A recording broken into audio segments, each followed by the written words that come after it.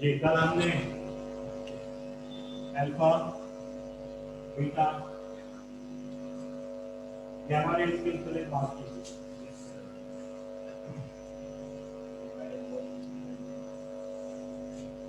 जी आपने कल इनके चार्जेस, mass, ionization and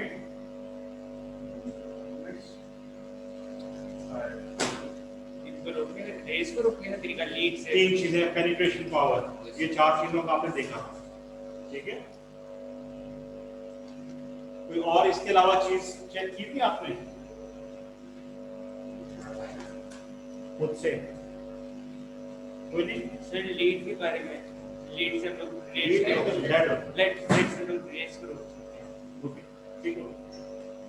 तो उसके बाद कोई डिस्कस कि हमारे पास जो रेडिएटिव मटेरियल होता है वो डिके, डिसइंटीग्रेट, डिकम्पोज होता है इनटू इट्स स्टेबल फॉर्म या, और हर एक की अपनी एक प्रॉपर हाफ लाइफ होती है। क्या होती है? Half life. ये बड़े इंटरेस्टिंग टाइम पीरियड है। Let's suppose we have uranium 92 to 35 और इसकी हाफ लाइफ थी, हाफ लाइफ का हम नोट करते हैं with T, capital T and a half in the base। Half life, half life क्या होती है? The time in which half of the radioactive material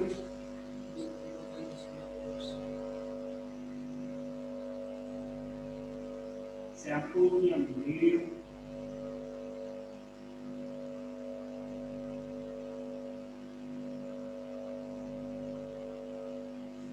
decomposes या decays into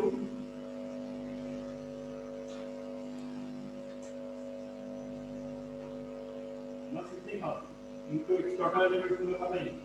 तो half of the radioactive sample it decomposes। हाँ जी, तो इसलिए उसको half life कहते हैं। पूरी बात पहले समझ लें फिर क्वेश्चंस कीजिएगा। ऑलराइट, सुनते हैं कि पहले आप शोर बजाना शुरू कर दो। Let me complete this thing, I will answer your questions. Uranium,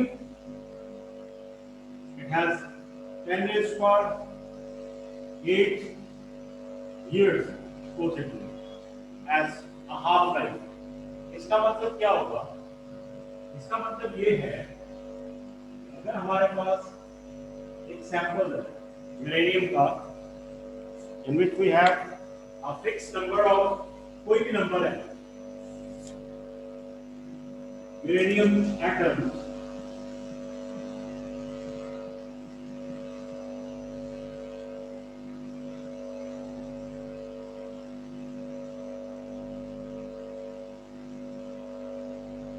ठीक है जी। अब होगा क्या कि ये है आपके पास गिवन सैंपल, इसमें 10⁸ years के बाद 7 and 10⁸ years के बाद होगा क्या? half of them they will decay।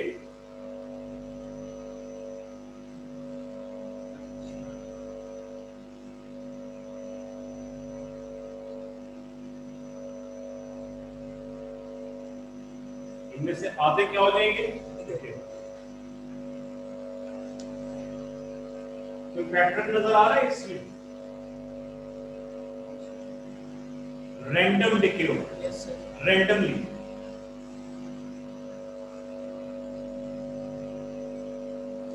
Atoms randomly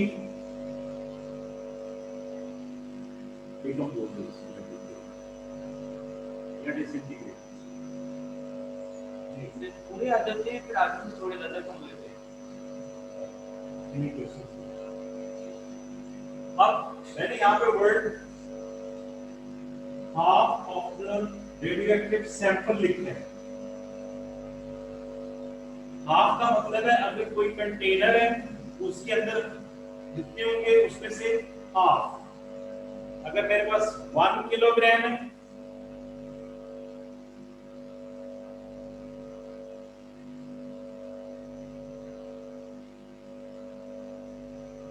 after that is for 7 that is for 8 years है कितने रह जाएंगे? हाफ के जी डिकम्पोज हो जाएगा और हाफ के जी यूरेनियम बच जाएगा। ठीक है, अगर मेरे पास ग्राम्स में है तो जो सैंपल है ना सैंपल उसमें से आधा होना, ये कोई फिक्स अमाउंट नहीं है कि 10 किलोग्राम में से आधे होने नहीं।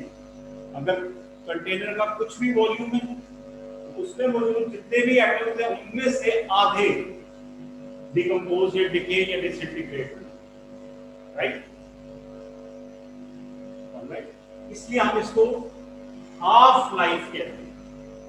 बाकी तो हाफ ठीक है ना।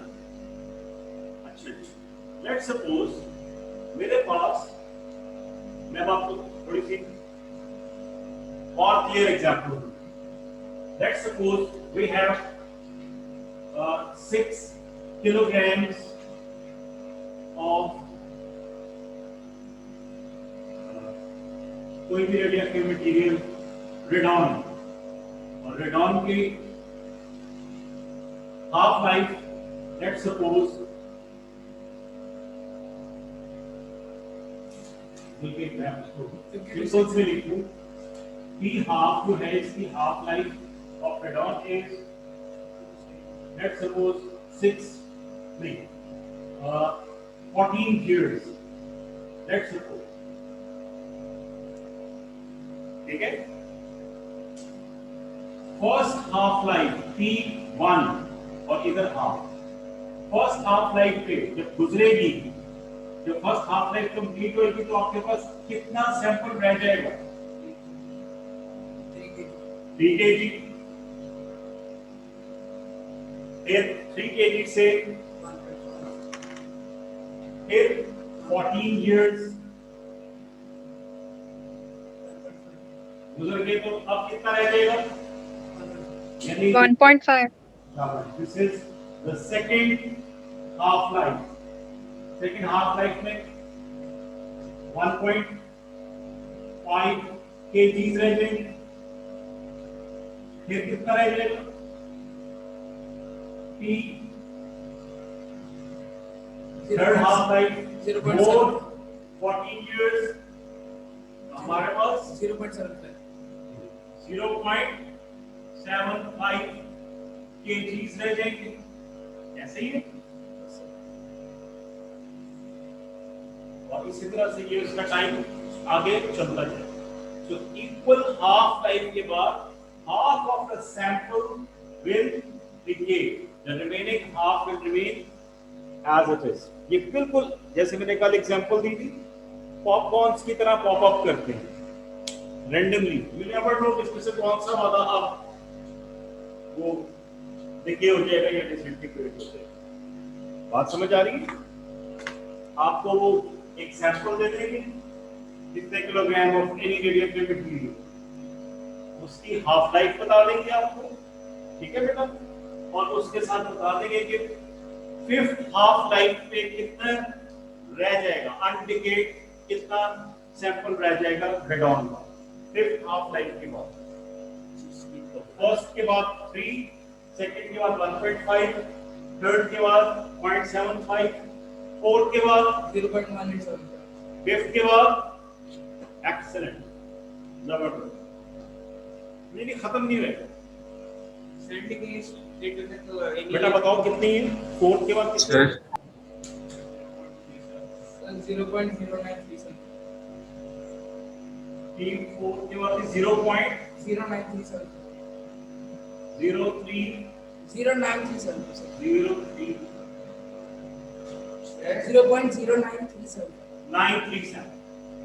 kgs।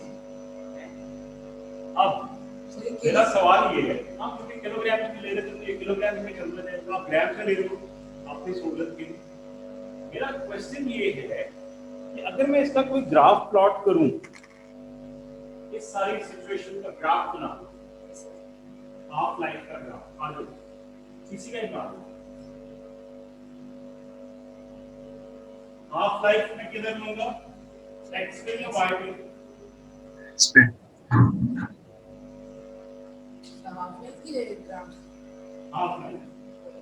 हाफ लाइफ किसमें मेजर कर रहे हैं हम? ठीक है, टाइम हमने इसको ना T1 इसका से लेना, ये T2 आ गया, ये T3 थर्ड हाफ लाइफ, ये fourth half life, x so on चलती जाएगी, राइट। और यहाँ पर हम ले लेते हैं मैक्स, ठीक है, kilogram, max in kilogram, max in kilogram. Okay, let's suppose you had 10, कितना था 6, this is 6, तो फर्स्ट हाफ लाइफ पे कितना रह गया? 0 से स्टार्ट हुआ, 3, 6 यहाँ पे, तो इसका हाफ यहीं पे 3 होगा, इसका हाफ है 4.5, इसका हाफ 0.5। अच्छा, फर्स्ट हाफ लाइफ यहाँ पर, सेकंड ये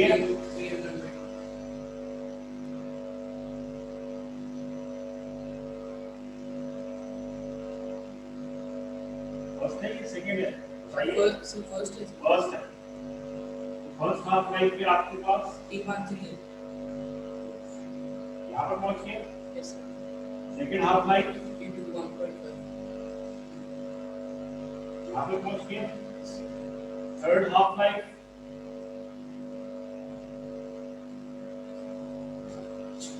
अब अगर ये बाकी चीजों को डेट को जो मैंने बनाई है अपनी सहूलत के लिए, तो मैं इसको इरेज कर दूं, I will get very interesting curve.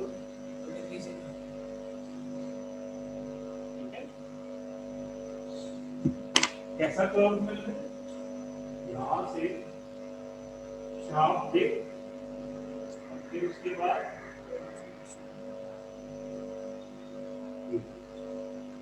देखो ये कुछ इनवर्सली प्रोपोर्शनल से मिलता जुलता कर्व बन गया। मुश्किल है ये,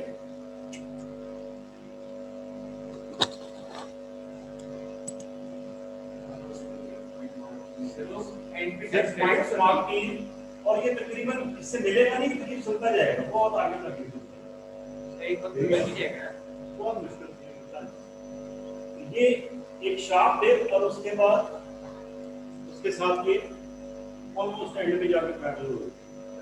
सो this is the graph curve of half life. और हाफ लाइफ मैंने समझाया आपको, किसी भी रेडियो एक्टिव मटेरियल का डिकम्पोज होने का टाइम, जिसमें half of the material, half of the sample it decomposes या decays, that is called half life. Example दी मैंने आपको 6 किलोग्राम जो रेडॉन था, लेट्स सपोज उसकी हाफ लाइफ थी 14 इयर्स, पहले 14 साल गुजरने के बाद कितना बच जाएगा, फिर इसी तरह से आगे आगे एंड आगे, ये हमने सारा प्रॉब्लम। ठीक है बेटा, मुश्किल है बेटा, यही क्वेश्चन आता है as it is. And sir एक चीज समझ गया, अब आपने तभी आपने प्लॉट करना है जी। तो क्या एक टाइम पे जाके कांस्टेंट हो जाएगा या फिर एक टाइम पे एक जीरो हो जाएगा? आपका क्या कहना है, सैंपल जीरो हो जाएगा? कितनी हाफ लाइफ चाहिए जीरो होने के लिए? बहुत है, ठीक है, इससे ये कांस्टेंट हो जाएगा, फिर नहीं होगी, इसी तरह से ये नीचे होता ही जाएगा, पैरेलल भी नहीं होएगा, खत्म भी नहीं होगा, चलता है। कितने का डिफरेंस? जी शाहिद, सर क्वेश्चन तो समझ आ गया, बोलो बेटा। सर समझ आ गई।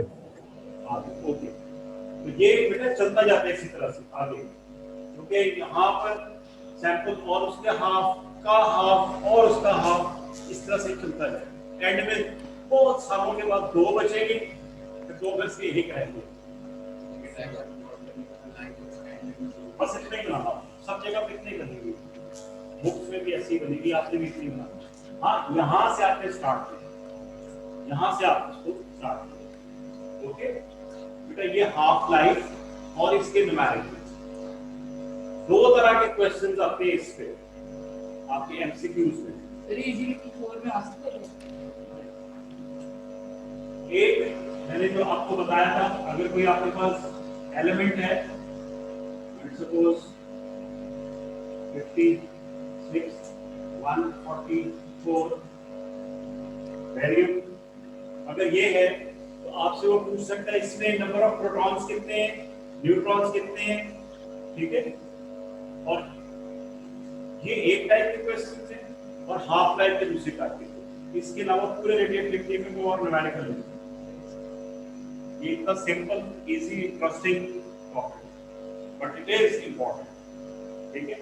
आप इसमें से प्रोटॉन्स न्यूट्रॉन्स माइनस करके निकाल सकते हो इजीली। और ये हाफ लाइफ वाला क्वेश्चन है, इसका एग्जांपल मैंने आपको करके दिखाया। जी, कोई और क्वेश्चन?